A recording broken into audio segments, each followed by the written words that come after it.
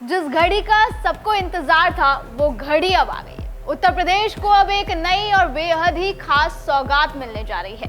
जिस प्रोजेक्ट की नींव साल 2018 में रखी गई थी वो आखिरकार अब पूरा हो गया। मैं बात कर रही हूँ गोरखपुर लिंक एक्सप्रेस वे के बारे में, जिसका लोकार्पण 20 जून को होने वाला है। उत्तर प्रदेश की योगी सरकार लगातार प्रदेश के विकास पर काम कर रही है और गोरखपुर लिंक एक्सप्रेसवे सीएम योगी का एक ड्रीम प्रोजेक्ट था जो अब पूरा होने जा रहा है, जिसके बाद यूपी कनेक्टिविटी को एक नया आयाम मिलने जा रहा है। चलिए प्रोजेक्ट के बारे में विस्तार से बताते हैं, इसके क्या फायदे होंगे, इसमें कितनी लागत लगी है और इस प्रोजेक्ट की शुरुआत कब हुई थी। इस लिंक एक्सप्रेसवे के चालू हो जाने से गोरखपुर लखनऊ का सफर आसान हो जाएगा। अभी गोरखपुर से लखनऊ तक का सफर करने में 5 घंटे से ज्यादा का वक्त लगता है, लेकिन लिंक एक्सप्रेसवे से ये सफर 3.5 घंटे में ही पूरा हो जाएगा। 91.35 किलोमीटर लंबा ये मार्ग गोरखपुर बाईपास NH27 के जैतपुर गांव से शुरू होकर पूर्वांचल एक्सप्रेसवे पर आजमगढ़ के सलारपुर में खत्म होगा। ये मार्ग गोरखपुर, अंबेडकर नगर, संत कबीर नगर, आजमगढ़ को जोड़ेगा। इस परियोजना की नींव 2018 में मुख्यमंत्री योगी आदित्यनाथ द्वारा ही रखी गई थी। फिर इसका भूमि अधिग्रहण फरवरी 2019 में शुरू हुआ और अक्टूबर 2019 तक 50% भूमि अधिग्रहण पूरा हो चुका था।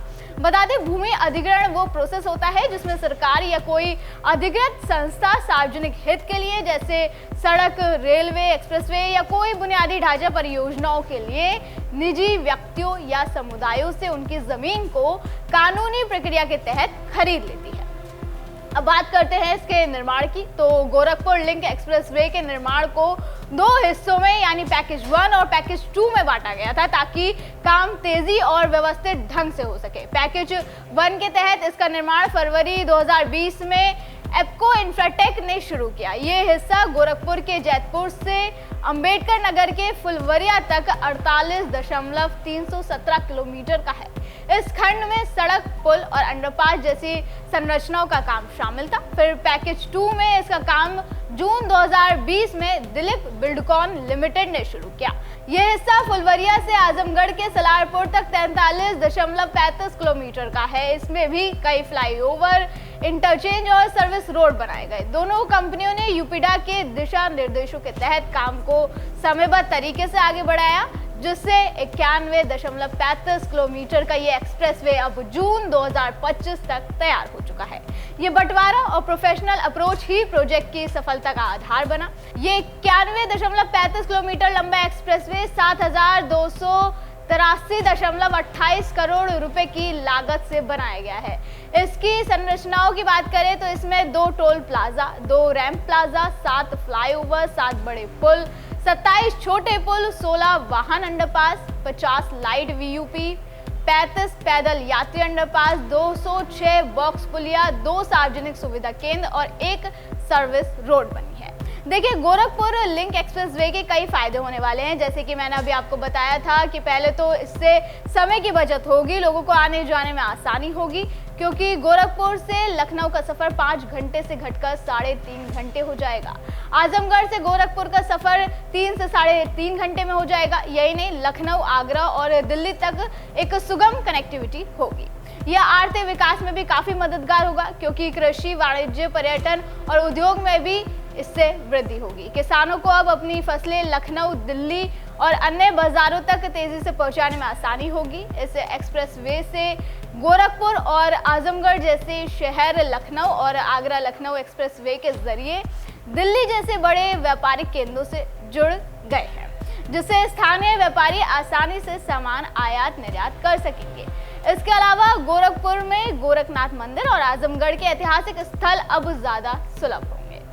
बहरहाल अब इसका निर्माण कार्य पूरा हो चुका है और अब राज्य के मुख्यमंत्री योगी आदित्यनाथ 20 जून को इसे जनता को समर्पित करने जा रहे हैं। यूपीडा के नोडल सुरक्षा अधिकारी राजेश पांडे ने बताया कि यूपीडा के इनोवा वाहन की पेट्रोलिंग 8-8 घंटे की पाली में लगातार होती रहेगी। हर वाहन में 4 सेवानिवृत्त सैनिकों की ड्यूटी रहेगी। कैंपर वाहन पीछे से खुले रहते हैं और इसमें ट्रैफिक कोन, रस्सी, रेडियम स्ट्रिप आदि की उपलब्धता रहती है।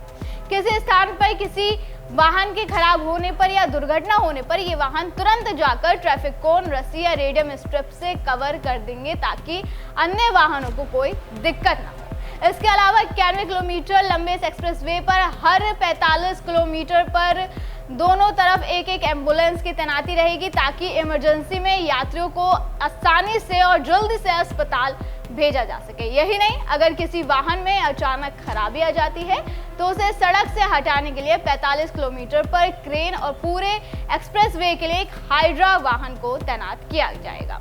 यात्री और मध्यम मालवाहक वाहनों को क्रेन से और बड़े मालवाहक वाहनों को सड़क से नजदीक के चौराहे से उतार दिया जाएगा, क्योंकि national highway authority of India के दिशा निर्देशों के मुताबिक एक्सप्रेसवे पर खराब वाहनों को खड़ा नहीं किया जा सकता। इसके अलावा आने वाले समय में ATMS भी लागू करने की तैयारी है। इस प्रणाली के तहत एक्सप्रेसवे पर हर 5 किलोमीटर पर CCTV कैमरे लगाए जाएंगे। इसकी मॉनिटरिंग कंट्रोल रूम से की जाती है। इसके अलावा ATMS में रफ्तार सीमा का उल्लंघन करने वाले वाहनों पर नजर रखने के स्पीड कैमरे और NPR यानी नंबर प्लेट रीडर की व्यवस्था होती है, जिससे एक्सप्रेसवे पर रफ्तार सीमा का उल्लंघन करने वालों को यानी रूल तोड़ने वाले वाहनों को तत्काल जानकारी संबंधित जिले के ARTO के पास चली जाती है। तो ये थी गोरखपुर लिंक एक्सप्रेसवे के बारे में पूरी जानकारी। आपका योगी सरकार के इस ड्रीम प्रोजेक्ट के बारे में क्या कहना है, हमें कमेंट करके जरूर बताएं। फिलहाल आज की वीडियो में बस इतना ही। अगली बार फिर होगी मुलाकात। आप देखते रहे DN पे इंडिया, हर खबर भरोसे के साथ।